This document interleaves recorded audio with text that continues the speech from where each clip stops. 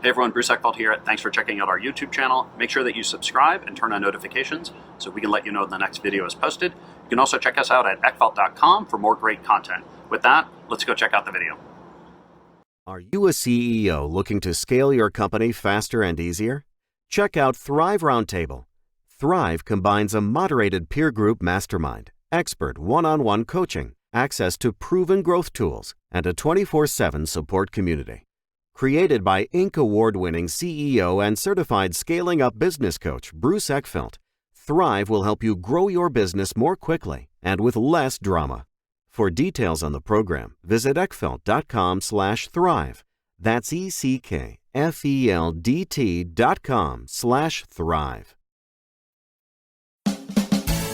You're listening to Thinking Outside the Bud, where we speak with entrepreneurs, investors, thought leaders, researchers, advocates, and policymakers who are finding new and exciting ways for cannabis to positively impact business, society, and culture. And now, here is your host, business coach, Bruce Eckfeldt. Welcome everyone, this is Thinking Outside the Bud. I'm Bruce Eckfeldt, I'm your host. Today's guest is Amanda Reiman. Amanda is Vice President of Community Relations at Flowcana. We're going to learn a little bit about the company and a little bit about her. Amanda, welcome to the program. Thank you for having me. So I always like to start with having guests just tell a little bit about their professional background and then how they got into cannabis. So give us your story. Well, my professional background and cannabis background is really one and the same. I really haven't been a professional outside of the cannabis space. So I started studying drug policy when I was getting my master's degree in social work in Chicago. And what really struck me about drug policy was the racial and social disparities that existed in terms of who was getting in trouble for using drugs and what were those associated penalties. And being a social worker, this was something that I thought was really fascinating and something I wanted to study. So I decided to get a PhD in social welfare, and that took me out to California in 2002 to the Bay Area to start the program at UC Berkeley. And, you know, I was a Midwestern girl growing up in Indiana and Chicago. And I really had, I'd heard about medical cannabis on the news as happening in California, but I really had no idea. And when I moved to Oakland in 2002, I was really just flabbergasted at the difference between the prohibitionist state in Illinois that I was living in and what was happening in the Bay Area. And as a social scientist, I was especially interested in the role that dispensaries were playing in the social and community health of medical cannabis patients. And I started to learn about the history of the cannabis movement. And for anybody that's hoping to be in the cannabis industry or who already is in the industry, it is imperative that they learn this history because it is very important for us to understand the social context in which cannabis really moved from being a very scary narcotic to being an accepted medicine. And it really started in the San Francisco Bay Area in the 1980s and 90s with the HIV positive population.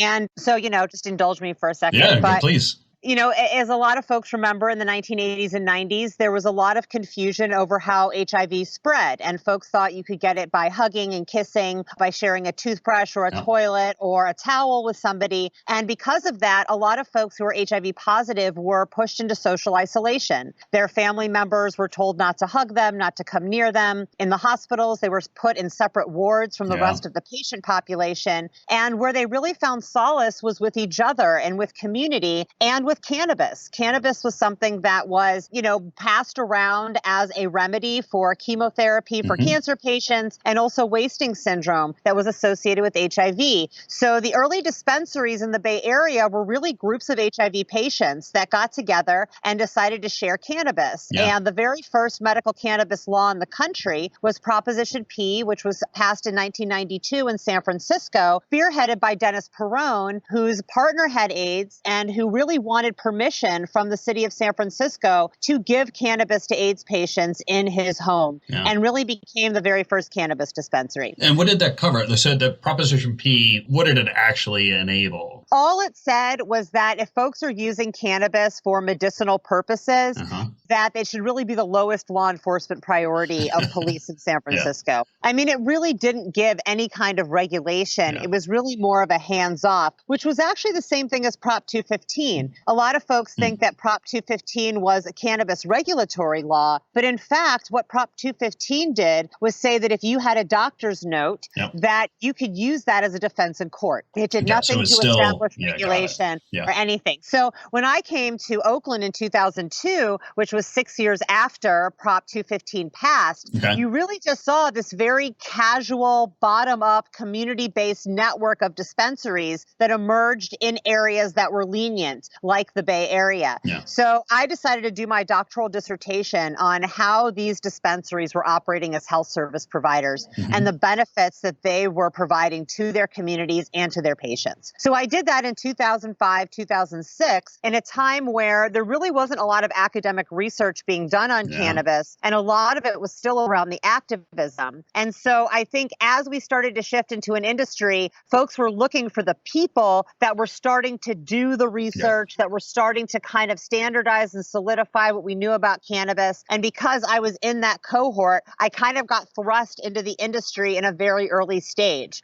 I went to work for Berkeley Patients Group as their director of research and patient services in like 2008. And so I was the first one of those. I basically made it up. I went in and I was like, I'm a researcher and y'all have like thousands of patients coming in here every day. And we could learn a lot about who they are and what they're doing if you would hire me. And so they did. And I did a study on using cannabis as a substitute for alcohol and other drugs. And it ended up being the launching point for a whole new area of study that we're starting to see really take off now, which was fabulous because without Berkeley Patients Group, a lot of that would never have gotten started. So they were shut down by the federal government in 2010 briefly. So I left there and I went to work for the Drug Policy Alliance, which was a nonprofit that I'd always admired since my very early beginnings in this work.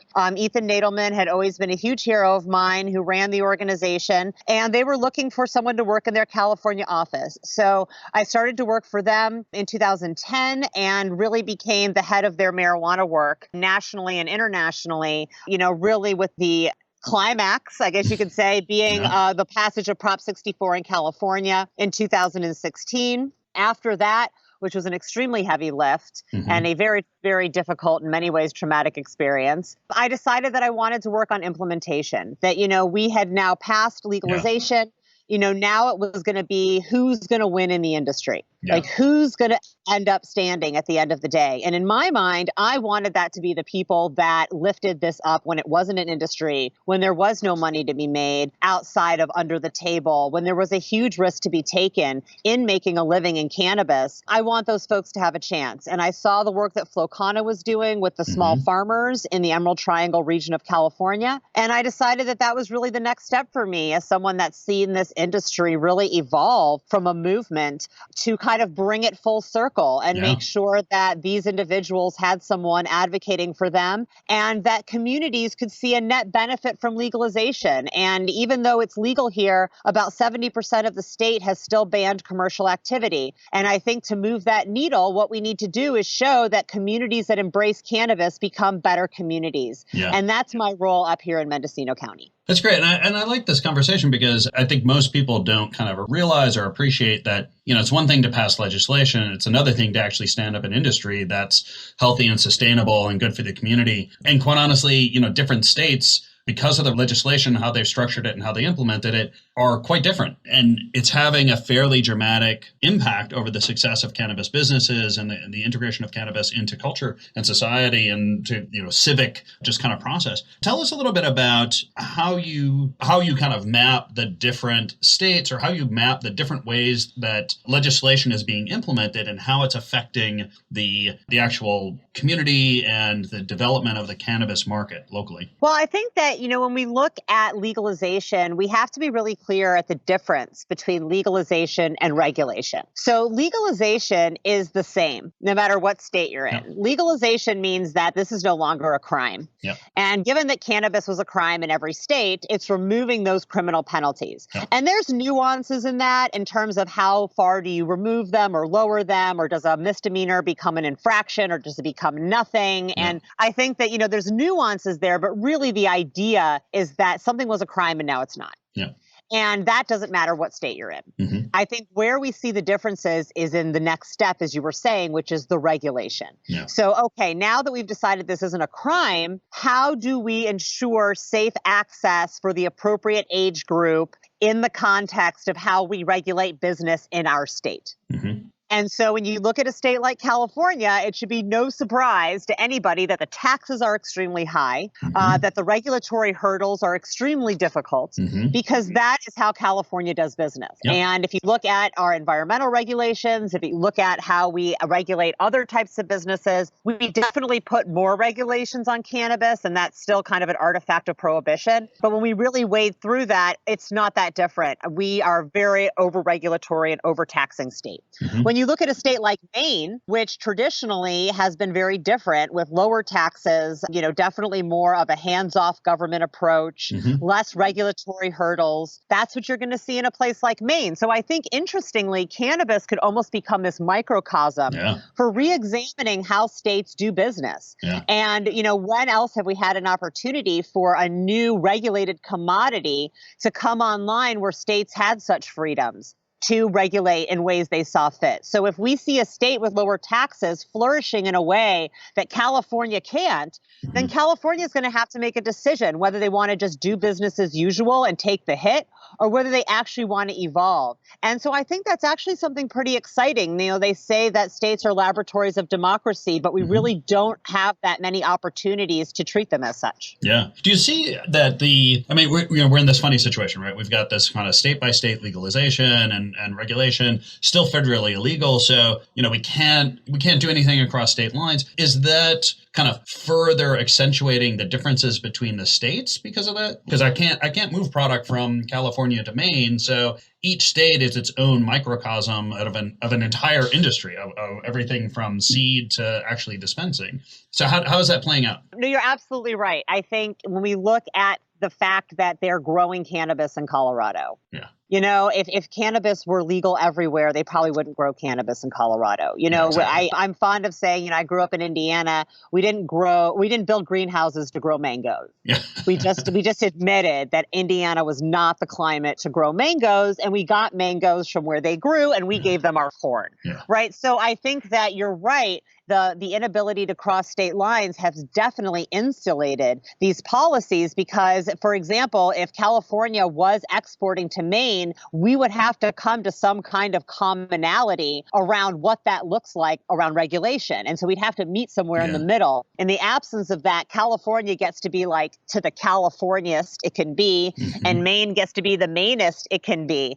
I think that things will change once we can cross state lines, because then it'll really be the strengths of the individual states in terms of what type of commerce and supply chain they can support that will really determine what type of cannabis commerce happens there. Yeah. So let's talk about, and we can talk specifically about California, and if you have other examples, happy to do that too. But how do you see, as the sort of legislation and the regulation kind of gets defined and starts to get implemented, where is this starting to intersect more of the sort of social and cultural dynamics and issues? Like where are either the friction points, or where are the things that are getting worked out in terms of how this stuff ends up impacting? So you mentioned, one of your goals is to help make sure that the people who essentially took all the risks and were, helped build this community, build this market or this industry, prior to legalization, that they have a seat at the table, that they've got opportunity, that they're actively participating in it. Like, why are they not? Like, what are the dynamics that are going on here? Right. So capitalism it's a pay to play system, right? So in order to get in the game, you have to have money. And, we as a country have decided, well, if someone doesn't have money, but they have a really great idea, we have these avenues through small business loans and other ways for them to finance their dream. These things do not exist for the cannabis industry because of our lack of access to banking. So you really, even more than other industries in capitalism, need capital in order to get your foot in the door. So when we're talking about people that have been notoriously impacted by the drug war, we're talking about communities that have notoriously experienced economic instability and lack of opportunity. So in essence, the whole give a man a fish, teach a man to fish dynamic doesn't necessarily play out here because we are giving a whole bunch of fish to people who have no idea how to fish or what to do with the fish if they have it. So now they just have all this fish and it's rotting and they have no idea what to do with it. And I think, there's a big mismatch, and I don't know if it's blindness by choice or if it really just is an ignorance among regulators about how disadvantaged the playing field really is. And I think with legalization, we were very successful at addressing this because we were able to do that in the law and say that, okay, this is no longer a crime. Your records are going to get expunged. Having a cannabis record doesn't impact your ability to get work in the industry. We can do all of this, but at the end of the day, if it costs $50,000 to get a license and you have to be able to fill out forms that even the state doesn't understand, then, just having and being impacted by the drug war and have someone hand you a license is not going to do anything to help you succeed. In fact, and in many ways, it's setting you up to fail. So I think that how we impact this is we need to be really honest about what communities need beyond just the ability to get a license. And I think there are some programs that have tried to address this. One is the Hood Incubator in Oakland. Oakland was the first city to establish an equity program saying that people that met a certain criteria basically get in the front of the line in terms of getting licenses. I was on the regulatory commission for the city of Oakland at the time and was really driving home the fact that, well, great, you're letting these people get in the front of the line, but do they even know how to run businesses? I mean, the fact that you were arrested for cannabis in Oakland in 1993 does not mean you can run a successful business.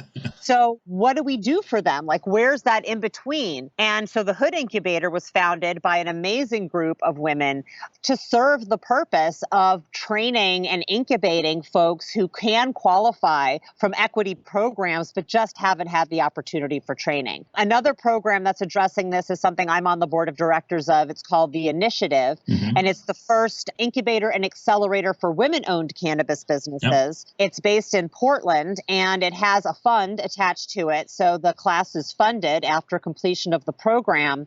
And I think that the more we introduce these opportunities for people that should be at the table to know how to build their chair, so that they can actually sit at the table is great. And I would encourage anybody who is working in cannabis to really think about how your business can help contribute to lifting up and supporting those who really deserve to be right next to you. So I had an interview with Kate Bell from the MPP from their Marijuana Policy Project, and we talked a lot about sort of the expungement and the efforts that are going on legally. But I like this idea that, yes, we need to do all these things. We need to kind of remove the residual legal challenges or issues so that people have kind of a clean slate coming into it. But we need to further go one step farther and actually educate them, give them the opportunities to create the businesses, educate them around what it means to operate a business, start a business, operate a business, successfully grow a business. I guess you see this, so the incubators and the accelerators and things like that, is that kind of using the capitalist tools to right size the situation? Or I guess where do you see kind of the capitalist approach to business and this industry as being something that you can use to actually help grow it versus something that you actually need to undo or change fundamentally? Well, I don't think we're not going to change it fundamentally in my lifetime, and I'm only 42. So, I think that it's something we can chip away at. It's something we can constantly question and be critical of, and it's our responsibility to do so. But I think we have to work with what we have and where we're at, and that means giving people tools to succeed in the situation that we are currently in, while we're also trying to amend the policies and the institutions that are creating the situation. So, I think it's very much meeting people where they're at, and so, with the initiative, the Incubator for Women, for example, we're very much borrowing from tech incubators and from that model. but we're amending it to focus on the population we're working with. So understanding that, women who are working mothers, for example, may not be able to attend an 8-hour in-person incubator for 6 weeks. So giving opportunities to participate online, opportunities to participate part-time, opportunities to participate in boot camps if you can't commit to an entire incubator accelerator, but still want to get content. And then including content that's not just about business development, but specifically about being a woman in the cannabis space, which is a very interesting place to navigate. Women are the fastest growing consumer group in cannabis, yet the products are primarily still marketed towards men. And I think that there's a big misstep there that's really only going to be righted by more women getting into decision-making positions in the industry. So however we can influence that and give them the support they need to get there, we're going to do that, even if it's following more of a traditional capitalist, how do you raise money and then get yourself out there model. Yeah, no, I like that. And I think that's one of the exciting things about the industry is that there's both a focus. It is part of the conversation. There's also an opportunity. I mean, the fact that you have these kind of weird open playing fields in the market because of the federal legal issues, people can come into spaces that otherwise would normally be grabbed up by big players. They're not doing it. And so there's this open space. I guess, so what else do you see in terms of, if you were putting together your agenda of what the cannabis industry needs to address from a policy, from a social point of view? What else is on your kind of list for things we should really start conversations around or be focusing on? Well, I think that, since I'm up here in, agricultural cultivation country, I'm very concerned about cannabis turning into big ag. And I'm very aware of the impact that industrialized agriculture has had, not just on the quality of our food and how that impacts our health, but the quality of the environment and how that impacts our health and the health of future generations. I said before that I think cannabis is a great starting point to talk about the evils of capitalism, or maybe not evils, but barriers, you might say, barriers. The limitations. The limitations created by capitalism. I think it's also a really great place to talk about the limitations and the issues created by industrialized agriculture. And so I think as we're looking at policies around cannabis, we still see policies really pushing people indoors for cultivation. And that is a relic of reefer madness and of prohibition and of a fear of seeing a plant in the ground, in the sun, doing its thing and being a plant, and really wanting to keep it under lock and key with this fear that it's somehow going to get into the wrong hands. I think we need to recognize that cannabis is an agricultural crop. And not only is it an agricultural crop, it is one of the most beneficial agricultural crops on the planet, meaning that it's a bioremediator, so it actually cleans the soil of toxins. It works well with a dozen varieties of companion plants that act as natural pesticides. And so I think that we have to look at cannabis and also at hemp as a sustainable agricultural product that we should really be taking very seriously if we're trying to undo some of the harms we've done to the earth, instead of forcing it into a concrete floor indoors with false lighting. If you look at what it takes to light a half acre of indoor cannabis for 1 year, it's the same as adding almost 300 homes to the grid. Oh yeah, no, it was we don't want to do that. It was a classic way you could find grows, right? You could just look at power consumption, and that was there's a grow right there. So I think that, going back to our earlier point about what's going to happen once we can ship cannabis across state lines, I think it will grow where it grows. And once it becomes an international commodity, cannabis will come from places like South America and South Africa and Northern California, and it's not going to be grown in a warehouse in Michigan. And so I understand why it has to be that way today, but I don't want us to get so invested financially in indoor cannabis growing technology, because I don't think we're going to do ourselves any favors if we get to a point where society is willing to be okay with cannabis as a crop, but there's so much moneyed interest in indoor technology that the lobbying makes it almost impossible to really do right by the earth with this plant. So, I guess my initial take, I'm just kind of thinking through the arguments that I've heard or how I see this kind of have been playing out is that the medical side, that I think there's a big influence from the medical side, or at least my perception is that the medical side is kind of coming at this saying, hey, look, we're now talking about creating a drug, a medical product, and therefore we need to have all this control over its quality, its potency, its chain of custody, but that we don't have chemicals and stuff inside this product that could be harmful. And so that's pushing everything to these robo-grown, greenhouse models. It's basically kind of hiding the underlying principles, or do you think it's valid for the medical side and we just need to split out kind of medical from recreational? So I think that if you were doing a controlled scientific experiment, where you need to ensure that there is absolutely no variability in anything but the very specific independent variable that you are studying, then I think a controlled climate environment makes sense. I think otherwise, here in California, you can't have any detectable level of pesticide on your product when it gets tested for consumption, whether it's medical or for adult use. And to be honest, when we look at farmers that use regenerative farming practices where they're not spraying anything on the plants, they are using companion plants and beneficial insects. People that grow indoors have a much harder time maintaining the quality of their grow and do have to use far more products in order to deal with pests because they're not in a natural environment. Now, again, this is not true for everybody, so I don't want to lump everyone that's growing indoors into one category because I absolutely believe there are people that are doing it right. But I think it's a misconception that cannabis grown outdoors is somehow less controlled or lower quality, or that we really don't know as much about what's in it, because the farmers that are growing the sun-grown, they know every single plant. They know every inch of every single plant.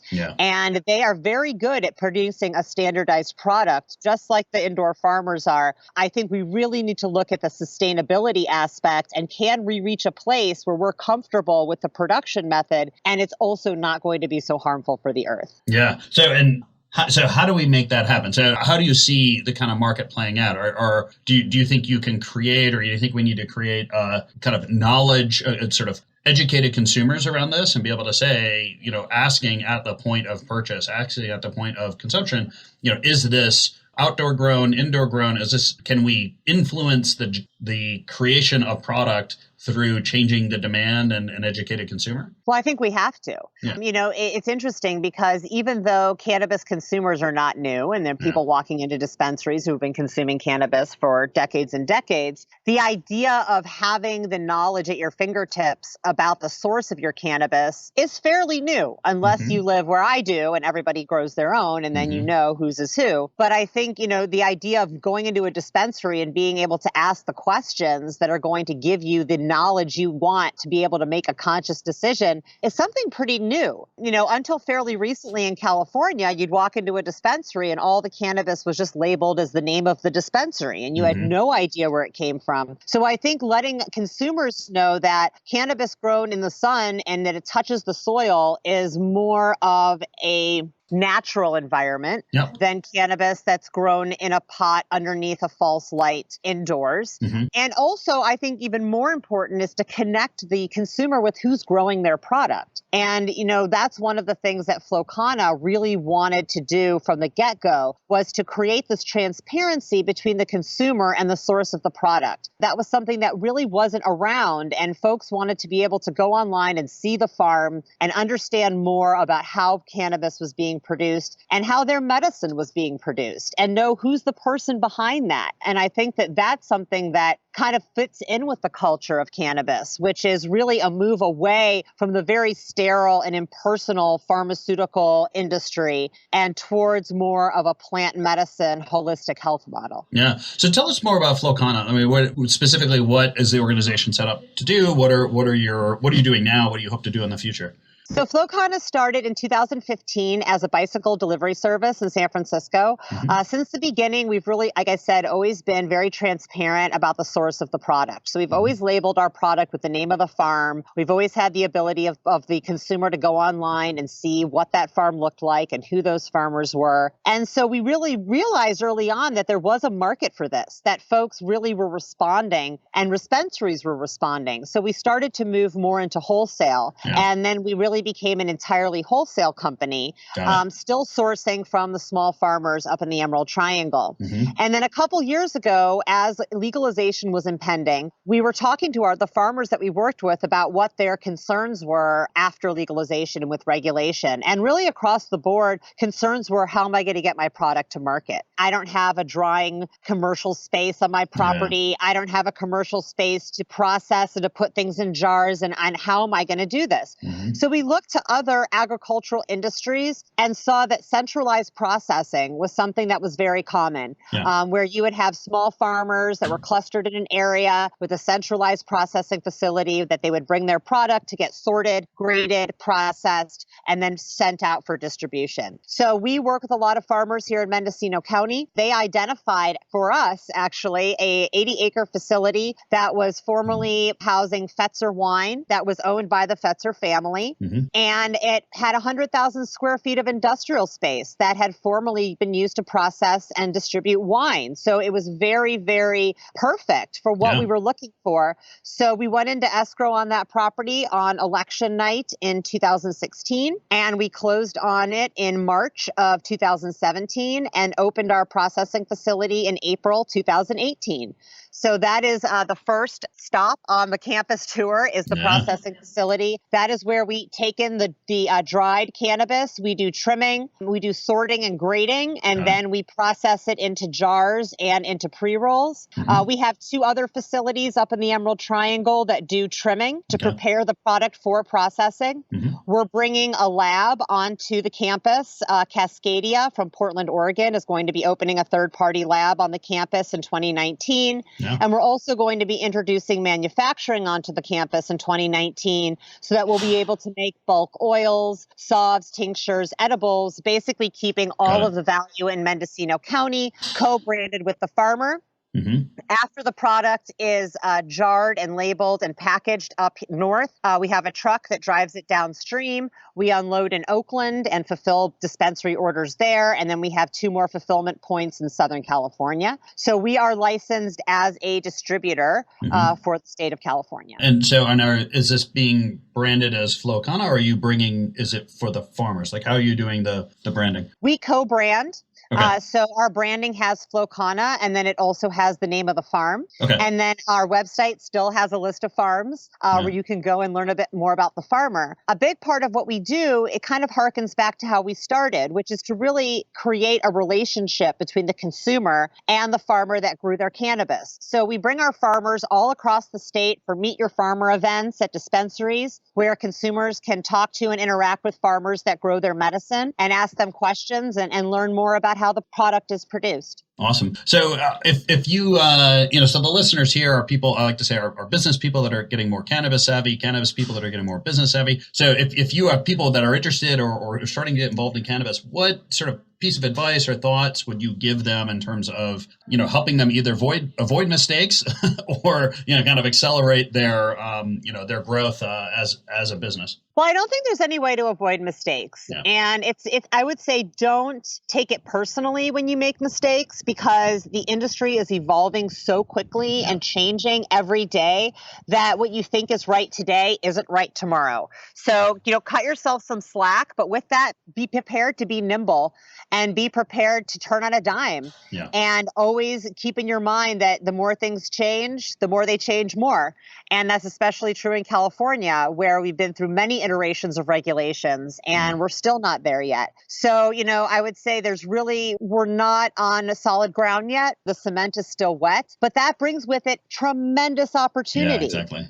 So when else do we have an opportunity to be so impactful of a new and emerging industry? And so for folks that are interested, I would say go for it, but recognize that the cannabis industry isn't just the cannabis industry anymore. There's so many nuances within it, and there's so many areas within it. Find a place where you really fit, because it's interesting. I find folks that are like, I want to work in the cannabis industry. I'm going to apply for this job. And I'm like, well, do you have any experience doing that?